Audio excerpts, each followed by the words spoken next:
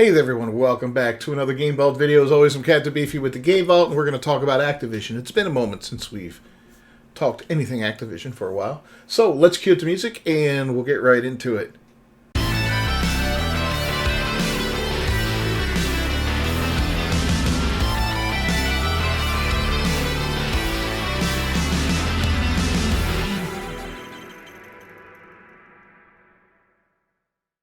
Alright, from thatparkplace.com, Activision and Blizzard attempt to rebrand diversity, equity, and inclusion to inclusive growth as the public rejects wokeism.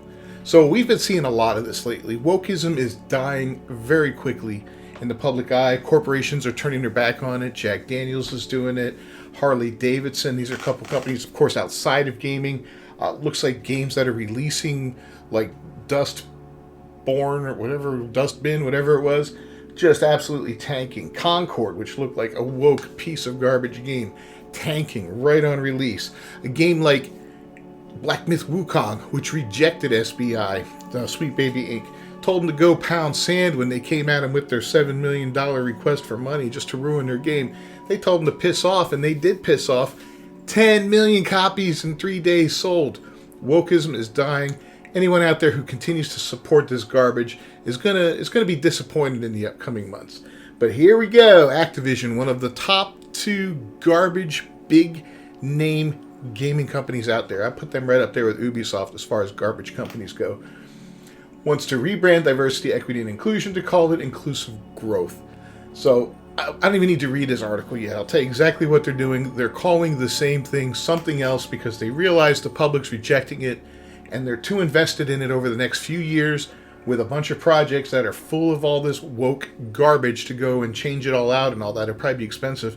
But let me tell you, it'll probably be cheaper to change it out and fix it than it will be to release game after game that just has this garbage in it and gets rejected from the gaming community. Because it's only going to get worse, man. It's only going to get worse. The woke crowd, whatever the crowd that is, that modern audience that doesn't seem to exist, 80 of them played Dustborn.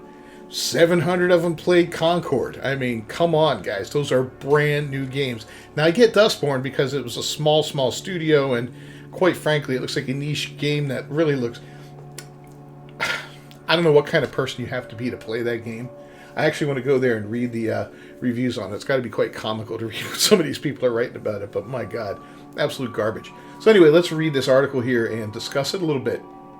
A leaked newsletter from inside Activision and Blizzard reveals that the company is internally rebranding its DEI group to inclusive growth in the wake of public rejecting wokeism in nearly all levels of society. Mark Kern shared a newsletter from Activision's new head of inclusive growth, Casey Morris. Well, this guy's got to be a clown. Morris wrote, "We have some new news to share. Going forward, we'll be changing the name of our group from DE&I to Inclusive Growth to represent the dynamic and strategic work our team is doing to bring inclusion and equity to our people, candidate, game development, and creative processes across the business. This change to use Inclusive Growth also better reflects the dynamic and amazing audience that plays our games today and ensures we are growing in the right ways with our community," Morris added. He concluded, "The adjustment does not impact one of our core values of championing diversity, equity, and inclusion. That work and value remains critical to our culture. This change simply better reflects our strategic people and business opportunities as we look to the future." It's the exact same thing. I mean, I don't even know why they're rebranding it. I guess because, DEI is poison right now. Those 3 letters together, poison, in the gaming industry. Kind of like SBI is, Sweet Baby Inc. That's another poison, another cancer in the industry that's instantly going to turn away a percentage of gamers, that know what's going on out there. Instantly going to turn them away. Some people might be fooled by this rebranding, but I'm not. It's the same garbage. It just put a new coat of paint on it and a different name tag. Grumps commented, "Activision and Blizzard rebrands DEI as companies flee the label and downplay DEI and ESG. The terms are now deemed toxic to their political agenda, but nothing's changed. They're just trying to hide it now." And he added, "I've confirmed this with multiple sources inside Activision Blizzard. Kirsch called it months ago. The rebrand is here."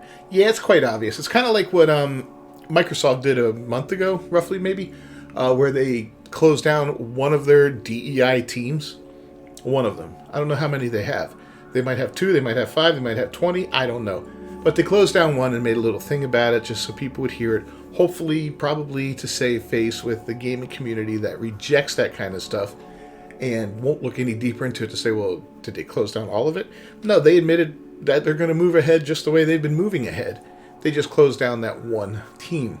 And that team could have been 2 people, who knows? But, you know, you got to watch for this kind of stuff because people are going to try things. They're going to, these companies are going to try to fool you and lie to you. They've been lying to you all this time. The media lies to you. The journalists, the game journalists are the worst. They're the bottom of the barrel, scum of the earth. How they lie and make things up. Look at IGN's hit piece on Black Myth Wukong, talking about the sexism and all that, and the bad rep they tried to give to that company and to that game to destroy its sales before it even came out. Look what happened, The pushback is real. It's so funny. I can't imagine being one of these clowns out there that's just like, we've got to do this and we got to do that. We got to push for this. And everything you do just gets crapped on by the majority of the people you're trying to reach and rejected and pushed back on. And all you do is get clowned on and shat on, and just your mentions are just shredded to the point where your fragile little ego, you have to shut off your Twitter account for a little while and go protected because you're just freaking out, having anxiety attack after anxiety attack because everybody's ripping you a new one over your bullshit takes. I think it's hilarious, man. These guys got to get out of this industry. If you got the balls to go out there and put out your opinion and strong opinions, then you got to have the spine to stand up and defend it and stand by it, right? I put out some stuff that pisses people off. It pisses a lot of people off. I get called all kinds of things. Do I ever once go protected? Do I run scared? Do I hide? No, man. I laugh about it because it's quite funny to piss somebody off and to have them come into the comments and bitch at you. I find that to be the most fun part of this whole thing, I love talking about video games. I love doing the gameplays, and I love doing the guides and all that kind of stuff. But to me, the most fun is just engaging with some of these idiots in the comments section and just having a good old time with them. But let's move on with some other stuff here. The rebrand comes in the wake of a number of major corporations completely ditching their DEI departments. Yeah, we've talked about this before. Tractor Supply, John Deere, Harley Davidson, and Jack Daniels following pressures from their customers led by Robbie Starbuck. Robbie Starbuck, if you're not following him on Twitter, go ahead and follow him, or X, I'm sorry. He's doing God's work here. And what the hell, in the first place, are Tractor Supply, John Deere, Harley Davidson, and Jack Daniels doing with DEI departments? Those are like the least DEI department companies out there. I mean, my God, man, you guys got to be kidding me. What a waste of money. What a scam this whole thing has been. There have been so many grifters out there starting these departments or these consulting firms or whatever, just sucking in money for no reason at all, just to be... I don't get it, man. I honestly don't get it. If I owned a company, I've got my company here, right? It's a small company, it's just me and my fiance to run it, but you know what, if somebody came to me and was like, hey, Captain Beefy, we want to talk to you about diversity, and it's just the two of you working. I'd have kicked my foot right up their ass and send them home. Anyway, in fact, the Wall Street Journal report at the end of June revealed that woke policies do not lead to growth, and that a study by McKinsey back in 2015 has not been replicated, and the firm's methods to determine its results are being questioned. James McIntosh wrote, academics have tried to repeat McKinsey's findings and failed, concluding that there is in fact no link between profitability and executive diversity. And the methodology of McKinsey's early studies, which helped create the widespread belief that diversity is good for profits, is being questioned. Diversity is really good or nothing, okay? Now, I'm not being racist about that. I'm nothing like that whatsoever. But diversity leads to distrust, and it leads to conflict. And I'm sorry, but that's a fact, and that's human nature, and it's always been that way with people. As soon as one group of people come out of the woods and they come upon a village of another group of people, that village is like, it's a threat. And the people coming out of the woods are like, hey, they've got farmland we can use. Let's take it, and yeah, no, it just doesn't work that way. Gross oversimplification of history and how people meet each other, but you know what I'm saying here, right? You travel, right? You voyage, you load up your boat, you get on there, and you're a whole bunch of white people, and you go to a land, and everybody's brown. Weird, man, right? It's gonna be weird. You're brown people, you get into a boat or whatever, you go, and you travel a little bit, and you come in, and now everybody's yellow. Oh my God, you're yellow, and you go, and now everybody's red. It's just weird. These differences, they ferment mistrust in the beginning. And that's just ingrained in human nature. That's why people don't trust strangers right off the bat, right? Who are you comfortable with? Who are you familiar with? Your friends, your family, your closest people. People outside of that, it doesn't matter what color they are or what, anything else, you're going to mistrust them. But if they're vastly different than you, you're really going to mistrust them, right? If they dress completely different and strange, you're going to be like, well, that's, it's not always a negative thing, but it does create a rift between you. Okay? If you come from a culture that is very open and risque and all that and doesn't mind cleavage, toplessness, whatever, short, yada, yada, and then you meet up with a culture that is very, very conservative and doesn't like any of that stuff, finds it offensive, morally or religiously or whatever, those people aren't going to like the open people because they're like, oh, those guys are disgusting. Look at what they show there. That's wrong. That goes against my God. That goes against my moral compass, whatever. And then the people that are open and free are going to be like, oh, these people are prudes. They're awful. Look how boring they are. Geez, lighten up. And that diversity, it's not a strength. Okay, I don't care how much you want to push that stuff. It's not the end of the world. People can get along. People can assimilate. People can understand each other and take that time and all that. But if you force it onto someone, it's not going to work. Anyway, he added, academics can't replicate McKinsey's study precisely because it keeps secret the names of the companies it used. But a paper published this year finds that McKinsey's methodology doesn't show benefits from diversity for S&P 500 companies for a range of profitability metrics. It isn't that a lack of diversity is good for profits either, it's just there's no link. Outside of this, gamers have organized themselves against woke ideology with various Steam curator lists, the largest created by Brazilian gamer Cabrutus Rambo called Sweet Baby Ink Detected. It has over 425,000 followers. He's also launched an entire website to expose DEI in games called DEI Detected. I'm going to link this article down below here in the description, and you can travel to these links if you want to see these things for yourself. Pretty cool, man. Cabrutus, another guy doing God's work here. You've got to push back, okay? You got to push back against this. You got to tell these companies stop. And the only way you can do that is to not spend your money with them, right? If they put hundreds of millions of dollars into a game and they don't make that money back, that hurts. They're going to have to answer to their shareholders and tell them, well, we tried something new here. And, well, what happened? What's wrong? And when the investigation happens and they're going to go out there and say, well, nobody liked your game because of this, and this, let's not do that again. And it's going to happen eventually. These guys are going to get to a point where they're against a wall. Make good games, make money, make your gaming, make your gamers happy. That's all it takes, man. $70 is a lot to spend on a game, and that's your average price for a AAA regular old game. Even a AA game right now, maybe 50 to 60 for a AA. But in any case, it's still a lot of money, especially with this economy right now. And it's going to get harder and harder to separate $70 from somebody's wallet, especially if you treat them like crap. Let's look at the Concord people who are saying everybody who spoke against them is talentless or whatever. They're just bad mouthing, right? The developers are bad mouthing gaming community, right? Talentless. Well, hey man, I didn't spend all that money on a crap game for 700 people to play it on Steam, bro. Let's talk about talent, right? You may have talent, but you got no brains. You did not put out a good product. Therein you suck. Anyway, gamers have had numerous wins rejecting games infected with woke ideology and making the game developers and their corporate masters pay. These wins include Warner Brothers Discovery taking a $200 million impairment charge on Suicide Squad Kill the Justice League. You remember that from earlier this year, $200 million. They all but abandoned that game. I think it's going 2 seasons and then it's done or something like that. Surgeon Studios began laying off employees after gamers did not purchase Tales of Kenzaru Zao. Remedy Entertainment's Alan Wake 2 has still not broken even nearly a year after its release, and their financials do not look like those of a healthy company.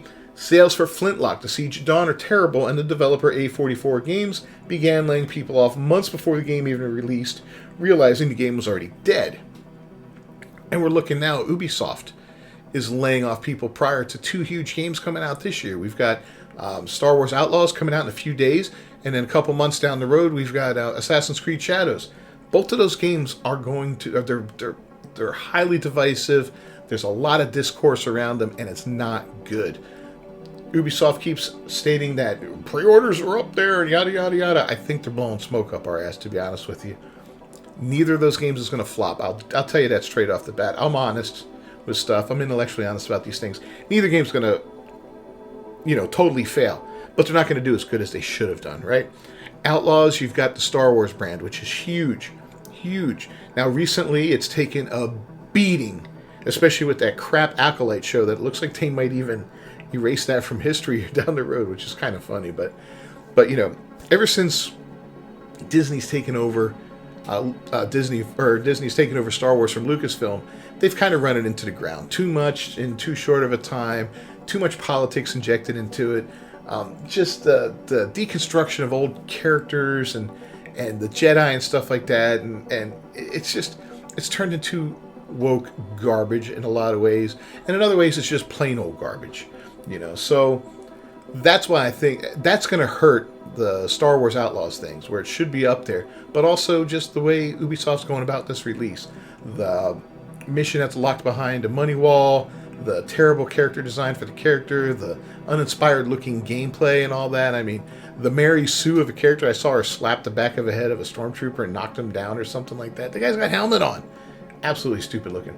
And then you've got Assassin's Creed Shadows with Sasuke, the Black Samurai, and that's all we're going to say about that right now. But anyway, let's move on. Talk about some more stuff here. Grumps noted though this ideology is not being eradicated at Activision and Blizzard like it was at Tractor Supply, it's attempting to shed its skin and dupe people into thinking it's gone, but in reality is burrowing itself deeper into Activision.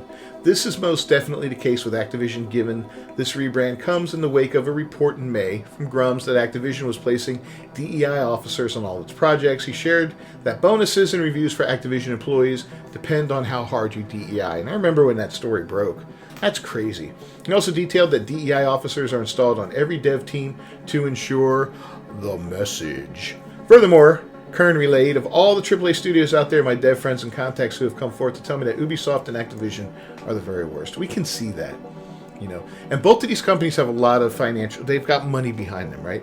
And now that Activision is owned by Microsoft, they've got even more money behind them. So they have the money to get them through some hard times here. The trick is going to be to keep hammering away at them and, to keep bringing down their products, keep driving those sales down. Don't buy it yourself. Tell your friends about the garbage that's going on in there. Keep them from buying it. Make these companies pay. And they will stop eventually. They will stop. There's only so much money you can lose before change happens. To top it off, Grum shared an internal document that he alleges was sent to Activision employees last week that detailed all the DEI initiatives the company engaged in over the last year. He claims this is just one of multiple DEI emails with a weekly deluge of propaganda, and it goes through and just talks about different crap that they've done. I don't even want to read all that. Casey Morris, you suck. That's one person I'd love to see shit canned. The internal document is signed by Casey Morris, Activision's officer of DEI. Of note, the document details that not only has the company been indoctrinating employees with woke ideology through various initiatives, but it's bleeding into game design. And it's been that way for a while. One bullet point reads, made meaningful strides with collaborations between inclusive game design and our marketing creative teams, like with the representation of King Koa operator skin and the inspiration behind its development. The King Koa skin was released as part of a Veterans Day Warrior Pack and was inspired by retired Navy Chief Petty Officer Benjamin F. from America Samoa. Another notes, created the IGD Council comprised of external experts to act as an additional layer of expertise to share input on our content review processes in partnership with our IGD team. Anyway, there's more bullet points talking about what the company is doing with quota-based hiring, working with minority-owned business enterprises, mentorship programs, etc., etc., etc. And while the document claims that equity is open to all employees, on the company's diversity and inclusion website, a brief overview of the program makes it clear it has a certain focus on individuals based on their race, sex, sexual orientation, ethnicity, age, and disability. And it states mentoring proves to build skill, networking, and confidence. The XP Equity Mentoring Program is a program to help all Activision employees with special focus on supporting individuals who are part of diverse groups, including race, ethnicity, sexual orientation, gender identity or expression, age, disability, etc., within our employee population. Yeah, it's not going anywhere. Not for a while yet. Not with these larger companies. But keep the pressure up. Reject Activision games. Reject everything they put out there, right? Reject the games from Ubisoft. The more you do this, the more you're going to force their hands. They're going to have to break. We hold the power in the gaming industry, not the game designers. We hold the power. The gamer, the consumer, the guy who goes out and spends his hard-earned money on a video game. You, me, the next guy down the road. If we choose not to spend that money with these guys, they're going to have to give us something different, right? If I won't go to a restaurant because they don't serve it, they only serve one meal there and that meal is garbage, and they want my business, well, eventually they're going to have to serve a meal that I'm going to like, for me to go in there. Anyway, there's more to this article. You can feel free to read the whole thing to yourself down below. I'm just over all of this crap. I can't wait for it to end, and I feel like it is ending. I feel like things are definitely swinging back into balance a little bit. I don't hate people for what they are, right? I'll make that clear. I don't hate people because of the color of their skin, their sexual orientation, or anything else like that. That's not what I'm about. I've got friends from all walks of life. I work with people of many different ethnicities and all kinds of stuff. I don't hate people because of that. What I do hate is movements. Okay? I don't like movements because movements are corrupt. They always end up corrupted. Look at Black Lives Matter, for instance, right? That movement may have started out with some kind of good intention to it, and in the end it was just a corrupt political strong arm that the Democrats used to burn down cities in the name of a criminal that died from an overdose. But they, anyway, it's, all these movements that always involve a lot of people, they always get corrupt. The LGBT movement, all of them. I don't care what you say about it. That's what I push back against. And there's no reason to force this crap onto everybody else. People can exist, and they don't need to be celebrated. People can play a game, and they don't need to be represented in it, right? And if you want to use that argument, well, I'm not represented in it, I don't want to play it, well, fine. When I don't play your game, it's because I'm not represented in it, okay? So if you want to take out, the straight white guy, for instance, the super villain of the gaming industry right now, if you want to take him out of every single game, then I will not play your game. I will not buy your game because I'm not represented there. And then you're going to cry because your game didn't have any sales, and you're going to say it's because the straight white guys didn't buy my game. Well, first off, you vilified me, you hated me, you told me that in tweets and on X and all this other crap, and then you didn't represent me in your game. Why would I play your game if I'm not represented? Your rules, not mine. I'll see you guys next time. Don't forget to leave a like on the video, subscribe to the channel, and ring that bell for notifications. I'll see you then. Peace.